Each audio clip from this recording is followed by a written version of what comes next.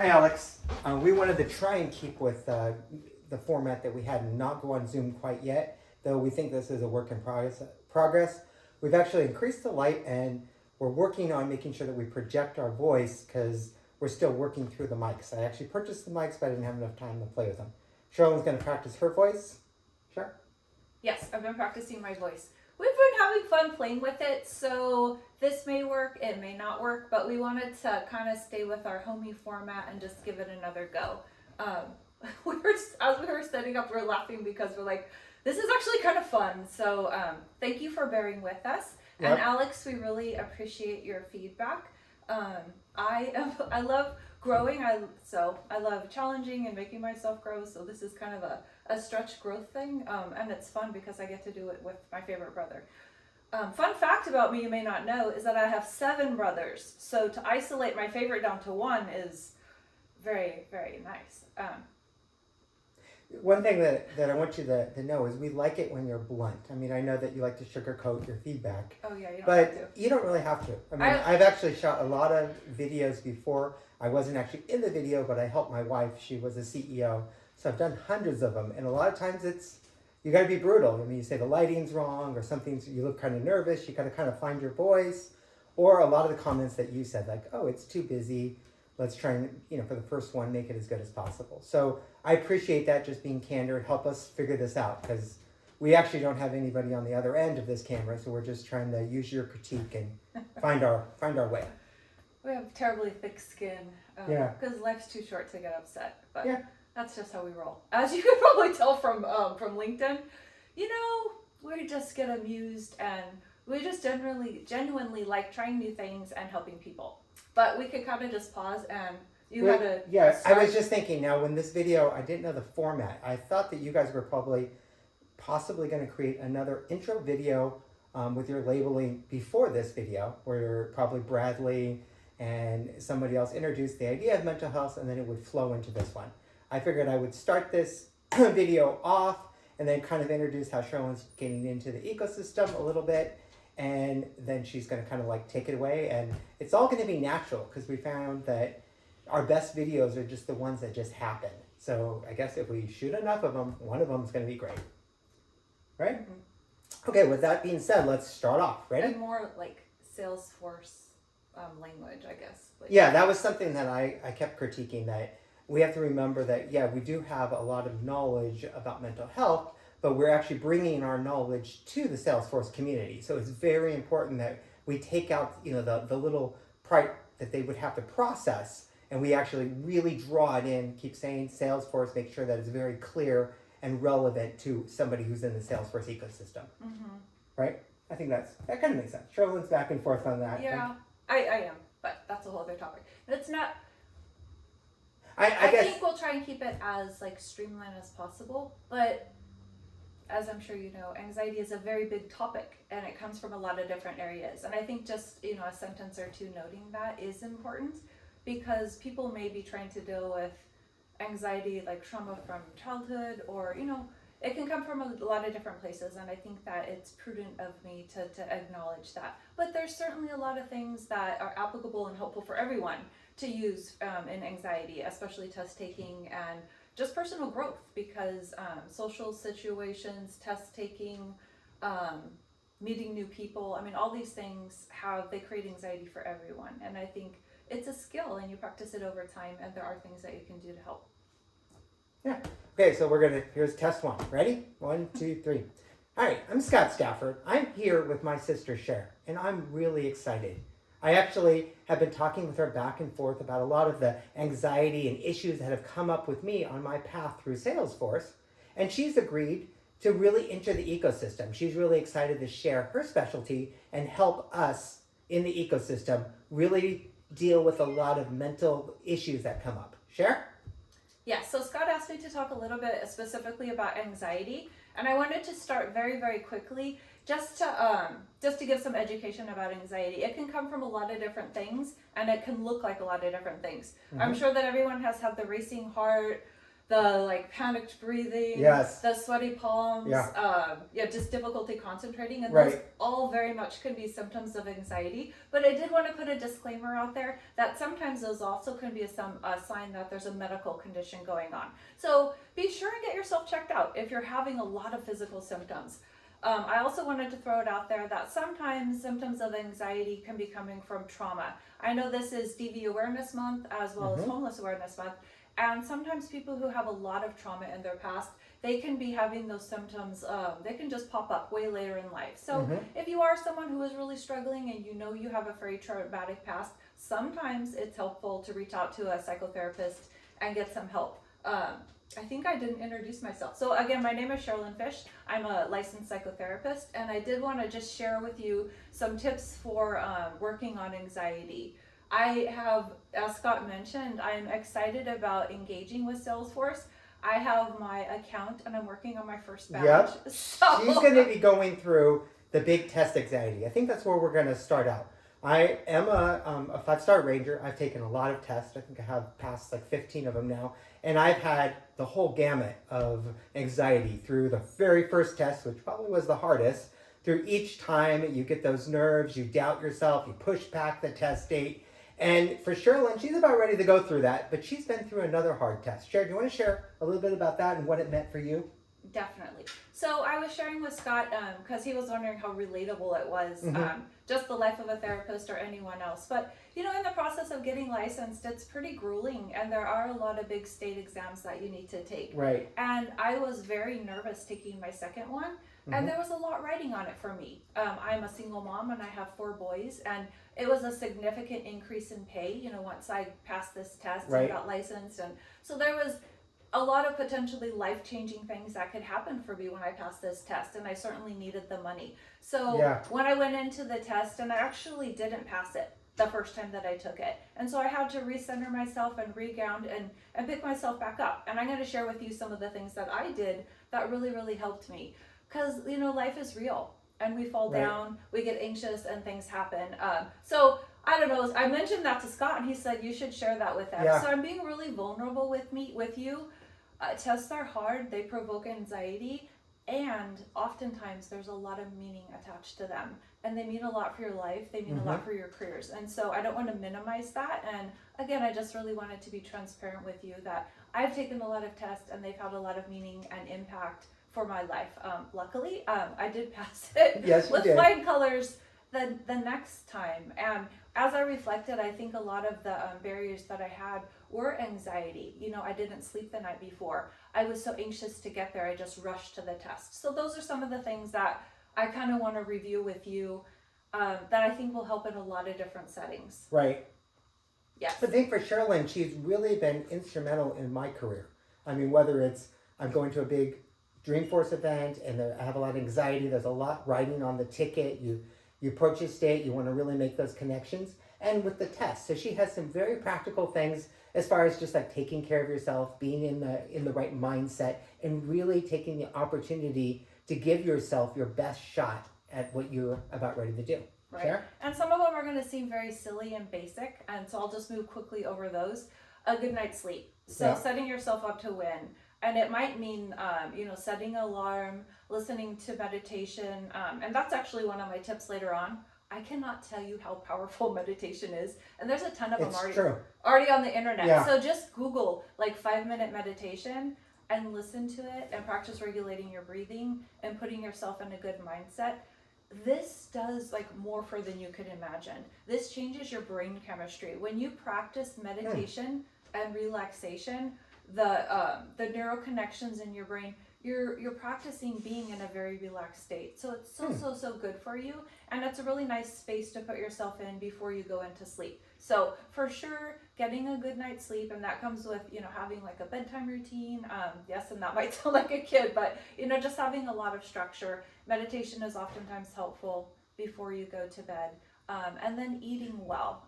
Again, I'm not a nutritionist, I'm a psychotherapist, but really healthy foods and having a balanced diet, because you don't want to run on empty. So if you're running on empty with sleep, then you don't have a lot to give. Your brain isn't working at its best. And when you run on empty with fuel for your body with food, then it's not performing at its best. That really resonates because a lot of times the tests are long. I mean, if you're taking a Salesforce test, it's nearly 2 hours. And at first, I would like to try and get all amped up and I might try a Snickers bar. But really, for the long duration, I found that actually eating a really healthy breakfast, some eggs, some toast, some protein in there that help you burn through that. You don't just need that sugar rush, but you're going to need to make sure you get through the whole test. Yes, and he's broken the sugar habit. Man, Snickers, you had him addicted for a hot minute. Yeah. Yes, but I'm loving to hear all the protein that you have now. As silly as it is, again, makes a big difference. It's really the foundation for your body. I did just want to give a little bit more psychoeducation on anxiety and your brain. So we're going to talk about the cognitive triangle, and you can kind of think of it like this, and there's 3 parts to it. Okay.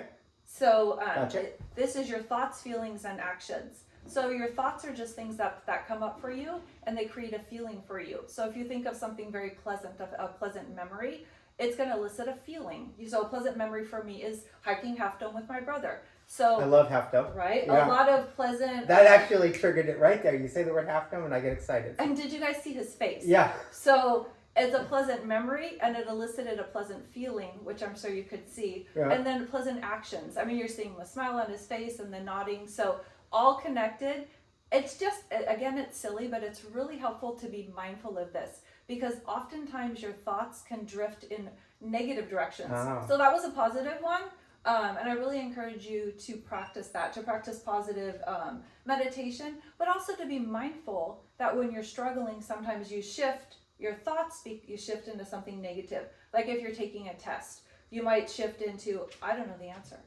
I'm going to fail. And then that makes you feel like you're in a negative mindset. You're really kind of doubting yourself. Yeah, and then your action might be to give up. Yeah. I have heard of even people shutting down the test, a test that they've paid for. So Yeah. the action is I have heard of people even doing that. The test can start out really hard in a Salesforce exam. And a lot of times you're like, am I even going to pass these? Like the first 5 questions are really, really hard. But if you stick with it, a lot of times, you find out that, hey, you actually did a lot better than you thought, and it could get easier. But I've had times where I've almost said, okay, there's no chance. Let's just stop this right now. But I did, and things went well. So Yeah. And sometimes they don't go well, as I shared. So sometimes it means going back to the table and studying more, or looking at, if you need to support yourself with some better, working on your anxiety. But right. That's how powerful the triangle is. So thoughts, feelings, actions. So you really impact yourself with the thoughts that come in your head. And it's easier said than done, but it does take practice. So when you get into a negative thought pattern, I don't want to tell you that you didn't feel that. You might feel like, oh, this is hard. I don't know the answer. That's okay. But I really, as quickly as you can, shift it to, I'm going to keep trying. I'm going to keep going. I really encourage you to explore a mantra for yourself that works. I'm not going to give up. I think I asked you your mantra once. What's your mantra when things are going wacko to kind of encourage yourself? A lot of times I like to think that success is just a whole bunch of failures. I usually just think of, that's my mantra. It's so beautiful. Just fail a few times and eventually I'm going to make it through. I'm not going to give up ever. Right. And I know what's so good about that is that he's acknowledging that failure is going to come, but that he is going to succeed. He's going to get right back up again. So practicing a positive mindset, it does take practice, but it's something I just really wanted to give you that education of how closely it's connected, and that I really want to encourage you practice shifting it. So shifting from the negatives to the positives as quickly as you can. Sometimes it means writing them down. If you're a person who really struggles with shifting to the negative and I don't have a job yet, I'm going to fail this test, this is costing me a lot of money, I really encourage you to practice possibly journaling. Yeah, she actually really, this resonated. She actually really told me that before a lot of tests, she said, just start writing down, write the line right now, Scott. Just say, you're going to pass this exam. You're going to do your best. This is what your more is. And I was like, really? But I actually did it, and it really helped because it kind of, it ingrained it in me that it wasn't just something I said, but I had to go through the motion of writing out the words and really putting that cognitive mindset that this is something that was going to happen. So it was great. It really works. Right. And there's a saying that says practice makes permanent. Yep. So the more you practice it, the easier it becomes. and that will be what you shift to. So your brain is very plastic, and there's a lot of neural connections, and you become wired. You could actually become wired to becoming a very negative person, and you can also wire yourself to become more resilient. So it can take practice. And Scott has practiced a lot too. Like when he goes into things, he'll write down his mantra or he'll say it, and then when things get tough, okay, validate it. Hey, this is a tough test, but shift as quickly as you can into not beating yourself up, because it's not helpful. Remember the triangle? It's going to help you. It's that thought is going to be connected to the feeling, and then possibly an action that is really not going to be helpful for your future. So that's the cognitive triangle and the thoughts. Just a little bit more on journaling. So journaling is a safe space to do so many things. I have actually heard of people journaling just pictures or drawings. Sometimes they put colors and feelings. But for the space of personal growth, I really encourage you, if you really want to get into it and practice the art of journaling, to be mindful of your day. So at night, reflect on a high and a low of the day. So a high is to really encourage yourself and validate what you did that day. Even if it was just encouraging a friend or talking to someone, days are your life, right? And it's your story. And some days are really, powerful and colorful and crazy things are happening. But I don't want you to miss life, because sometimes it's mundane. But I really want you to find space in there for joy. So it can be as small as encouraging someone. Scott's a very powerful encouraging. I feel like that's a natural strength that we have going back and forth. But really reach out to people in a day. Try and find joy. Even I had a nice breakfast. I didn't burn my toast. So something positive, and then something that didn't go well, because I don't want to take that away from you. Life is hard, and for me to say that it's not is a lie. So go ahead and put that in there, and you can have space for that. But then have space for just your positive mantras, and even maybe what you want to do the next day. So I want to encourage you to practice, again, validating all feelings, but not to focus or dwell too long on the negative ones. Because again, neuroplasticity, your brain can become wired like that. So there really needs to be a balance, kind of a homeostasis in your brain. So that's... Yeah, one thing I wanted to bring up is a lot of the stuff that Sherilyn's going over doesn't just apply to test taking. We actually have used this, and I've gotten a lot of counseling from her, actually, of doing interviews. She had something that was really special to me. It was about the smile. Cheryl, do you want to talk a little bit about when you're doing an interview, a lot of the stuff that we talked about does, apply, but there's a few other things that are special to interviews. Cheryl? Right. Sometimes I feel like my tips are so small, and I really love that they resonate with Scott. Yeah, the smile. Because it is that powerful. Again, your brain and neuroplasticity, you are rewiring your brain. But this one really impacts others around you. So a smile is very, very powerful because it shifts your mindset. So very, very powerful for interviews, for social interactions, and just life in general. But if you can practice the art of smiling, and not like ha ha ha, just laughing when there's nothing to laugh at, but just putting, like Scott has, just shifting your lips upward, it literally changes the brain chemistry going on. Like, you can't even control it. So all the positive feel-good hormones are being released in your brain. But the benefit of that is that it's contagious. So when you're in proximity of someone and they're seeing that smile, it sends a message to them, and it lights up that center in their brain too. So in an interview, it's very powerful because they can read you. And when you're messaging, your eyes are down, you're starting to stumble, and sometimes your voice does shake. I'm not going to lie, that does happen. Yeah. But as much as we can, we want to practice that. So the positive thinking, it's helping you stay calm. And we didn't go over deep breathing. We'll do that in a minute. Yep. But the smile, it's helping regulate yourself. It's giving yourself like the gift of all these chemicals in your brain, but it's also messaging to the people who are watching you. So I'm looking at Scott, he's making me feel good. And for you, the person who's interviewing you, they're like, yeah, they seem pretty calm.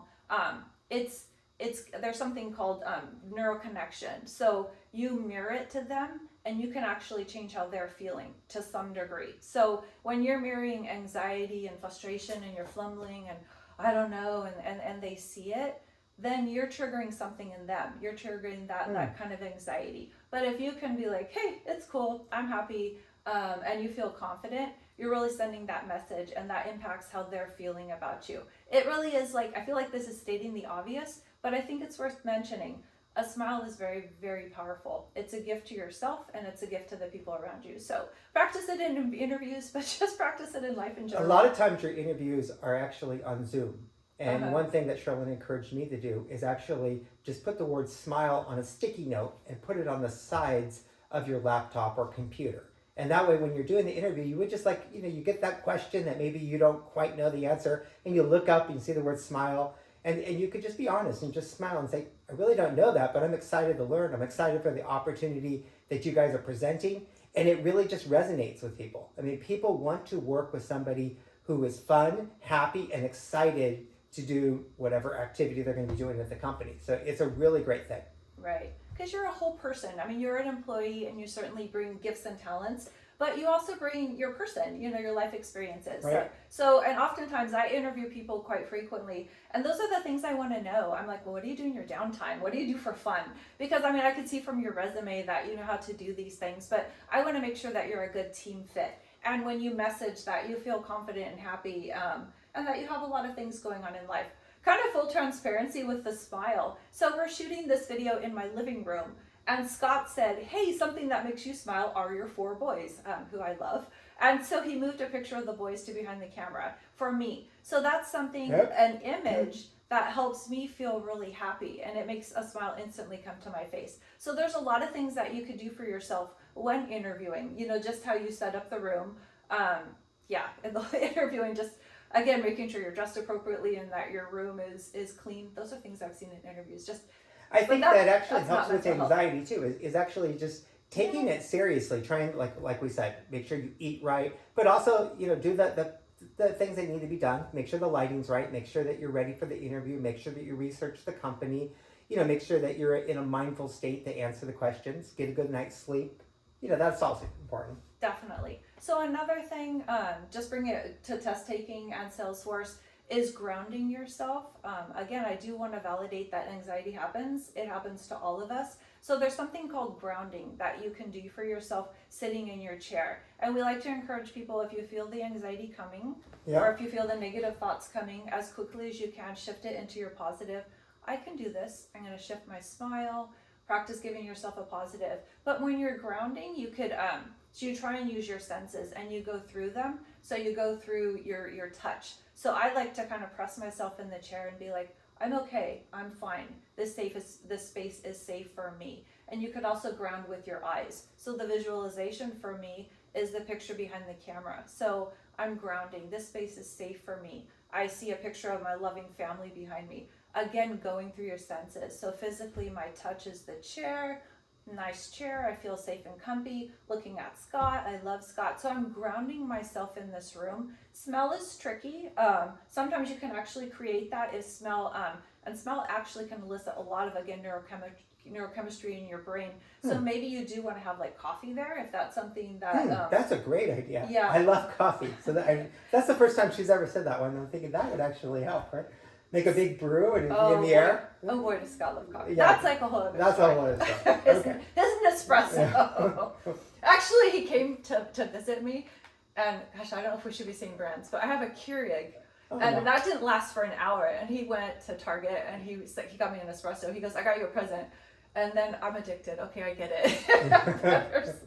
They're both good, actually. He says, "You're gonna get rid of the other one," and I'm like, "Well, no, I kind of love both." But so. Side story. So you can ground yourself with a sense, with a touch, again, smelling, and also hearing. Of course, when you're in an interview, you want it to be safe and quiet. So, I mean, just being mindful of your surroundings, though. And if you do take me up on practicing meditation, Right. a piece of that is quiet, because we do live, it's a noisy world we live in. Yeah. And I did one actually right before this video, and just practicing quiet and a safe space is very, very grounding. So it helped me be grounded, and again, I send that energy to Scott. So that quietness is something I feel like I brought with me, that tranquility. So you may not be able to ground yourself in that moment when you're in the interview, if you're trying to ground with sound, but I think that just reflecting on the meditation that you did and that quiet, safe space. That really brings me to the topic. A lot of times another anxiety that really comes up in the Salesforce world is not just during test taking or interviews, but it's just in sometimes the life of a salesperson. There's a lot of pressure on you. There's a lot of things that could go wrong. I'm sure you've all been in that situation where something catastrophe has happened inside of the org and you're trying to get it under control before it becomes a big disaster or that everybody knows about it. And Sherilyn has a tip with breathing that really helps you in some of those moments, because I think your anxiety level can freak out, and rather than reacting and doing what you need to do, you actually just kind of go into what do you kind of like a fight or flight, moment. And sometimes you're not making a thoughtful decision. Is what really needs to be done when you're dealing with tech, is really calm down and make sure you think through the solution. So Cheryl, what tip did you have for that? Definitely. And I like that you use the word catastrophizing because our brains do run amok. Sometimes when things go wrong, or in a test or in an interview, if things don't go perfectly, you could fixate on that and it can really derail you. And sometimes when you get derailed, you begin to like hyperventilate and you'll breathe more quickly. So that's where you'll see your heart racing, your hands are sweating, and your mind is racing. Again, a very simple tip is to practice deep breathing. There's a lot of ways to teach it, and I've worked with a lot of clients of all age ranges. With little kids, I'll tell them to kind of take a deep breath in, and then I encourage them to try and capture a little bit more of a breath to fully fill their lungs, and then I tell them to blow out a birthday candle. I still do that because I love my birthday, but taking a deep breath in and then blowing it out and blowing out a birthday cake. For me, that elicits a smile, so that's a win-win. Some people think that they're too old for that and it's a little cheesy. So another one you can do, and this one helps you have touch because you can kind of touch your hands. But if your hand's in your lap, you can practice breathing in, going up over your finger. Take a deep breath in, and then slowly releasing this. And you can do this while you're talking to people because interviews are typically over Zoom. So you could have your hands in your lap and you could be going through your fingers, just breathing in and out. I challenge everybody to do that during this video. I mean, just try it out and you'll be amazed of how much getting that extra oxygen and holding it in, it really calms you down and makes you feel a lot better. I mean, this has really changed my life. Sure, do you want to show us, give us a walkthrough of actually doing it? Oh, sure. I mean, so again, if you put your hand in your lap, so taking a deep breath in. And then sometimes you said take a little extra. And then letting it out slowly through your nose. Oh, I feel better. Yeah, and then another breath in. And if you kind of put a little smile, you could actually be doing it and smiling and just giving yourself a pause during the interview. Another breath in. And then slowly exhale. And I think when you're really in a very stressful moment, you're going to find that this really does help. I mean, we're doing it right now, and I'm sure you're watching this video and you're not that stressed. But when everything is going haywire at work, just take a minute, be mindful, and try that, and it really changes everything. It really slows things down, and it's also turning your brain back on. So when you're breathing quickly and you're beginning to hyperventilate, and the reason your fingers are tingling and sweating is because your body's not getting the oxygen that it needs. So when you can slow down and give your body the oxygen and give your brain the oxygen again, you tend to think better. So you're actually giving yourself your thinking back. So that crazy panic, and some people actually pass out, they can get so anxious. So again, it's turning your body back on, but it's getting your brain fully engaged again. So you can think, so you can talk. It seems like a small thing, but it's a very, very powerful tool. And a lot of these are very small. I mean, very, just small tips. So, just slowing down your breathing, having a smile, having, a positive mindset, positive self-talk, kind of journaling, just reviewing again some of the things we talked about, a good night's sleep, good nutrition. One of the last ones I wanted to touch on, because again, it's so powerful, and the neuroconnections, the brain chemistry behind this it's just documented, and it's community. And that's another thing that has been very enduring to me, as Scott has been teaching me Salesforce, and now I'm on my Salesforce journey, is the community. So reaching out when you need support for the highs and lows in your life is so powerful, and that's something that Salesforce does beautifully. I love it, love it, love it. And it's so good for you. There's so many studies done on this. People perform better when they have people. I mean, I could tell you just crazy studies of monkeys who are isolated and how they function. is, I mean, they'll actually die. They could starve themselves because they won't, elicit food. But you put just one extra monkey in the cage with them, and they thrive because they have a buddy. They have community. They think better. They have better problem-solving skills. So, I know we're not monkeys, but we really are. There is a lot of parallels to how powerful community is for us. Right. We think better. We function better. We're happier. We're more productive. So I think the term is mahalo. Yeah. So I kind of, as we're starting to wrap up, I just really want to encourage people to continue to practice mahalo, encourage support, check in on your highs and lows. And I really challenge you to ask each other, hey, what's your mantra? So you could co-encourage people with that. Mine is fully present is enough. I have a lot of years of experience, and I don't know everything, but I know a lot. And one thing that I know is that, when I get too tech smart or too book smart, then I'm not with somebody. But being fully present with the smile, the deep breathing, it's enough. It's enough for this relationship. So me being fully present and leaving school behind when it's done and just being fully present, it's enough to build a really powerful relationship. I like that mantra.